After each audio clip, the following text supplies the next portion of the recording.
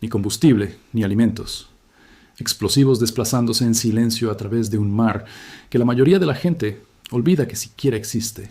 2 docenas de barcos, un solo destino y un régimen que ya no puede fabricar lo único que más necesita para sobrevivir.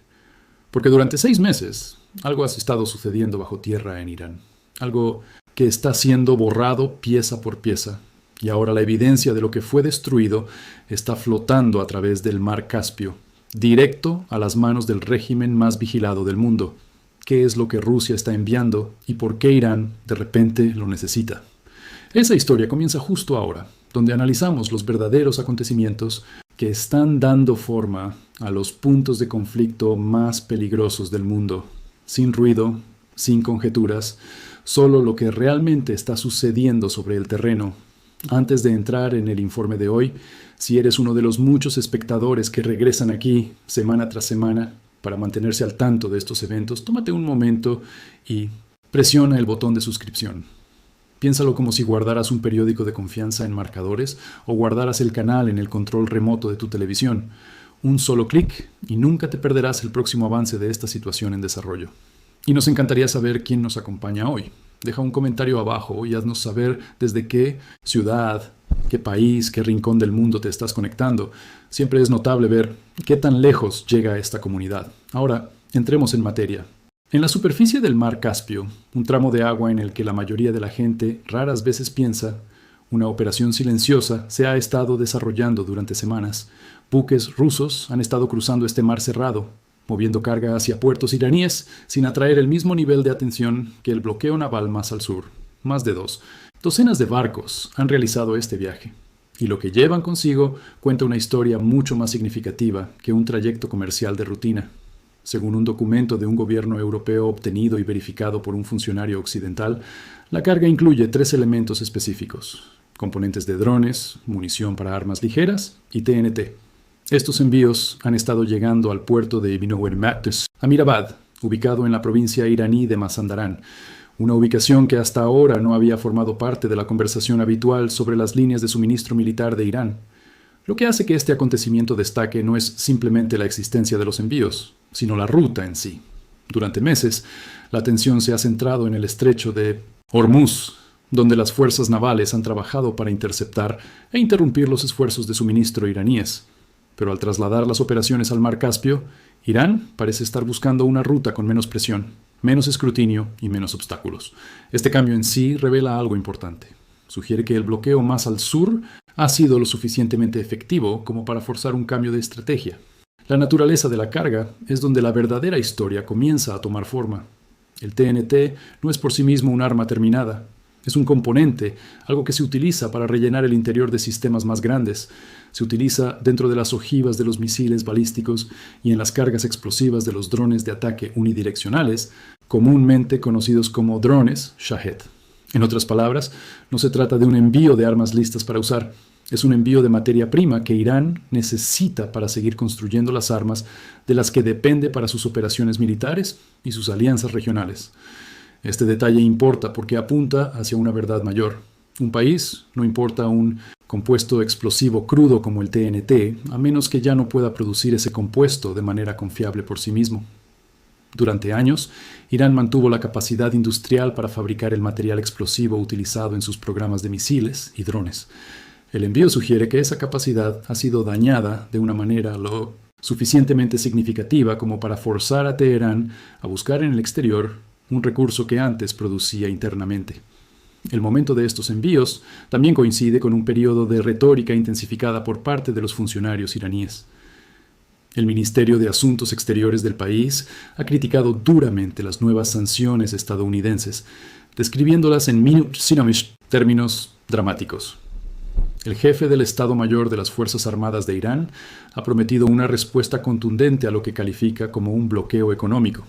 Sin embargo, debajo de este mensaje público, la realidad sobre el terreno parece contar una historia diferente, la de un país que trabaja en silencio para asegurar materiales básicos que ya no puede producir por sí mismo.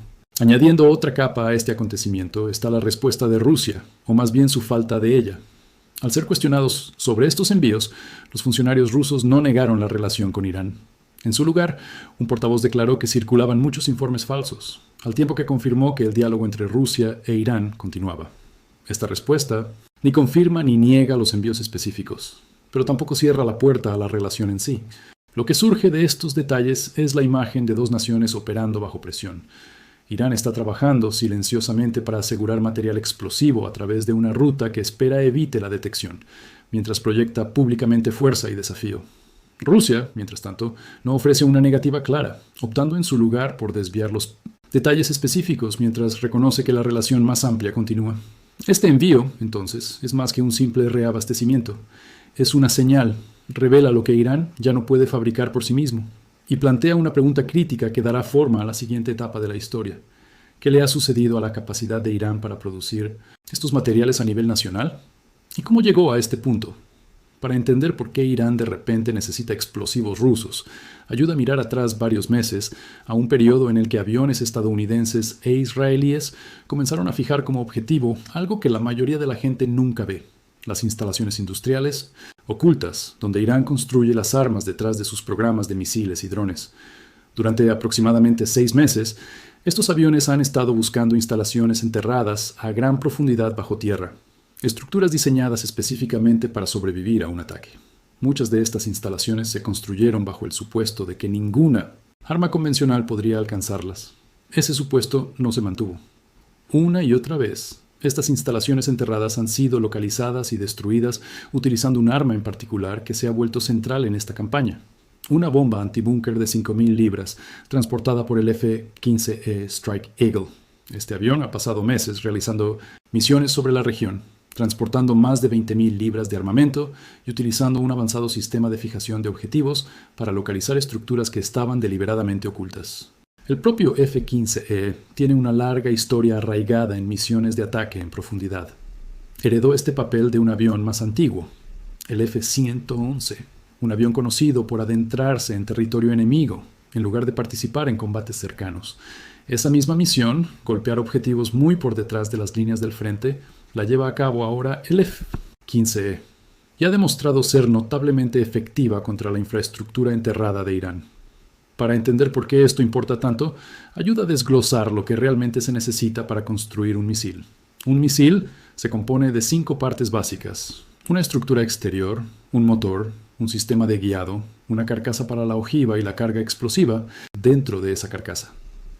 4 de estos 5 componentes se pueden producir mediante improvisación, obtener de varios proveedores o construir utilizando procesos de mecanizado relativamente simples.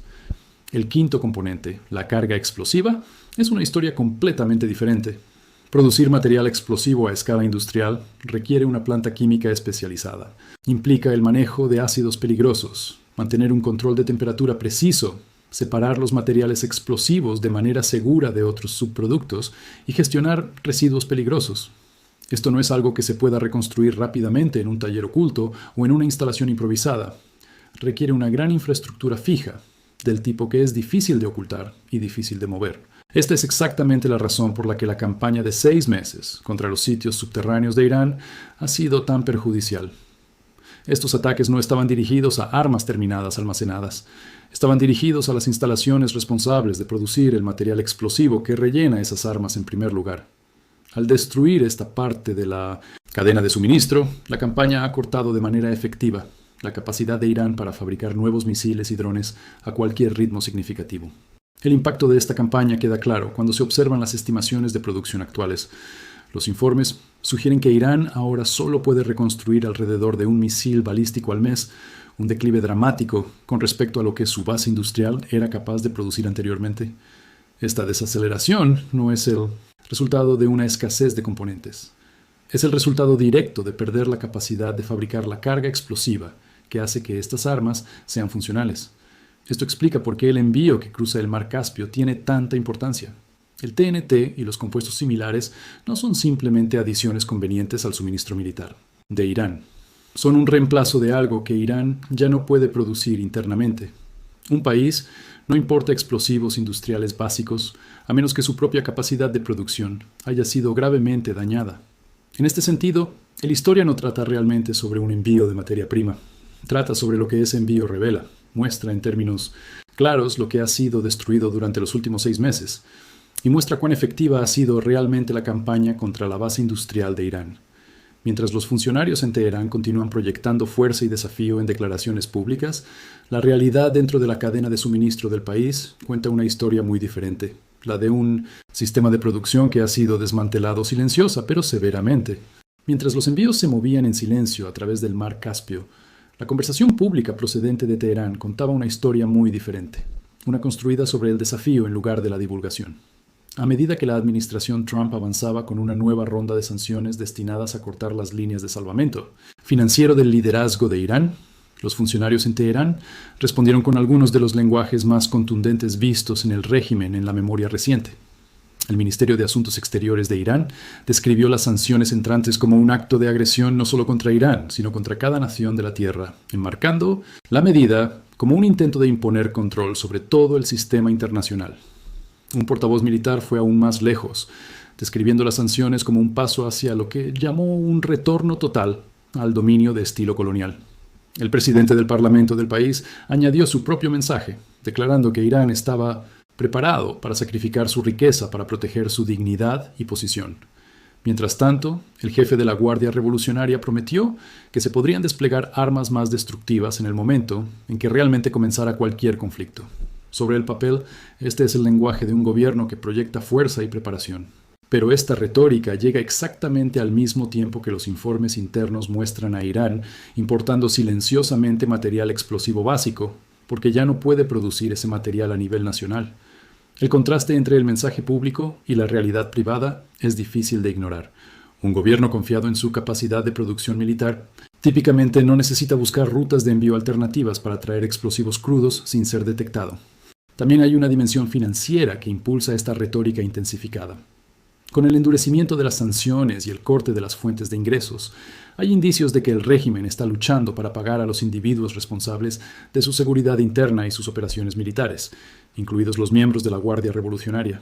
Para una estructura de liderazgo que depende en gran medida de la lealtad mantenida a través de pagos constantes, la incapacidad de cumplir con esas obligaciones financieras crea un tipo de presión muy diferente, una que tiene poco que ver con los enemigos externos y todo que ver con la estabilidad interna.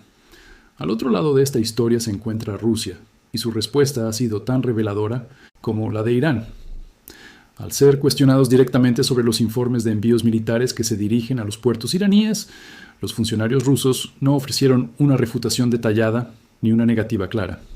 En su lugar, un portavoz del Kremlin declaró únicamente que circulaban una serie de informes falsos, mientras que por separado confirmó que el diálogo continuo entre Rusia e Irán continuaba con normalidad.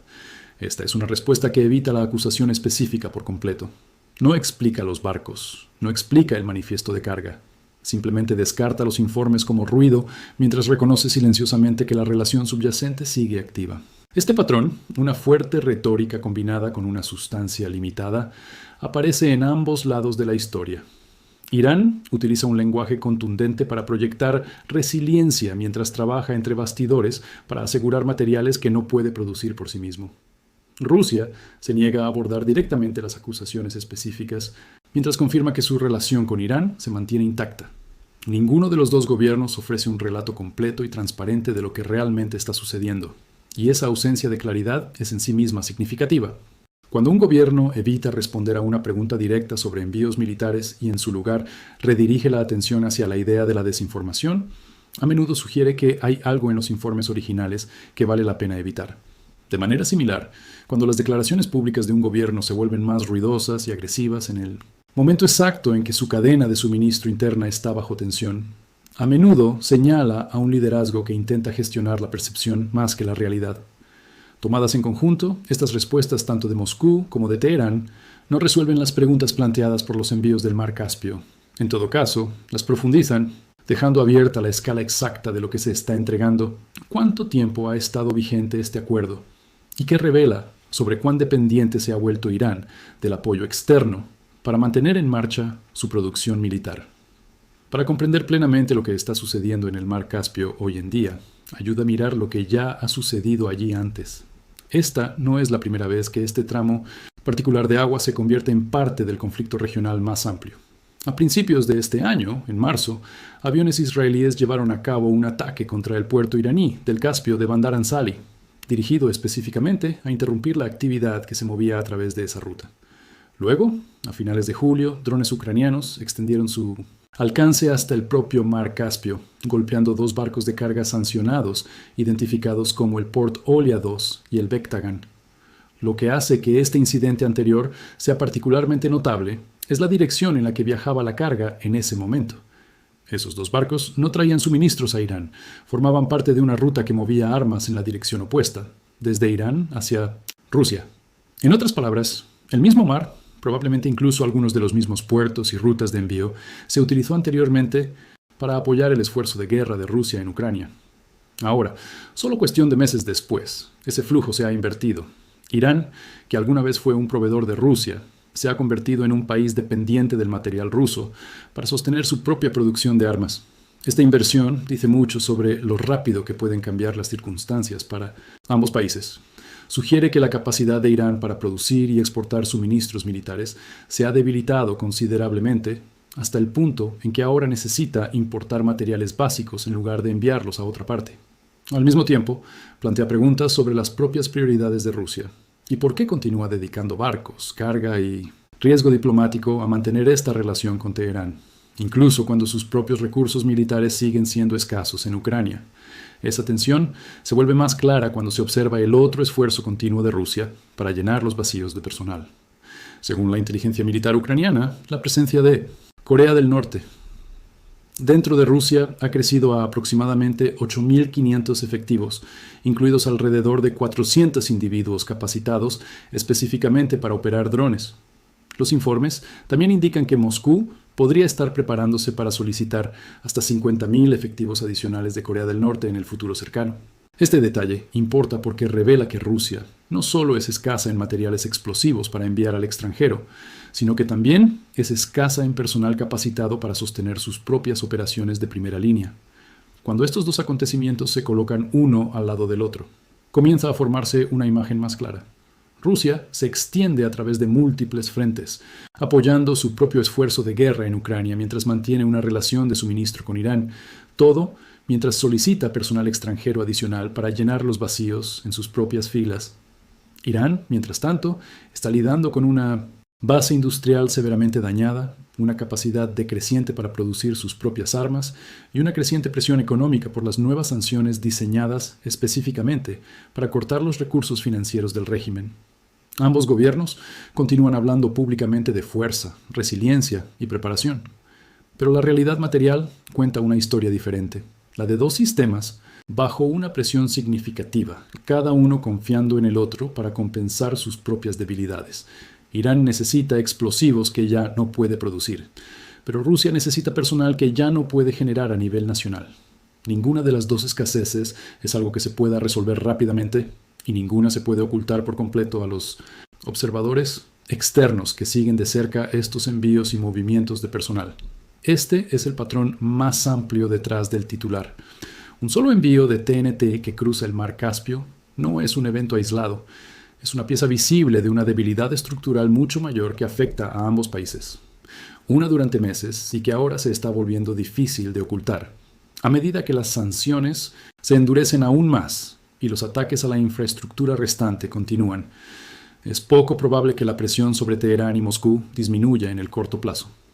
Lo que sigue siendo incierto es cómo responderá cada parte a medida que estas escaseces se profundicen y si los envíos que se mueven silenciosamente a través del Mar Caspio serán suficientes para mantener unido el acuerdo actual o si este frágil sistema de apoyo eventualmente alcanzará un punto de ruptura.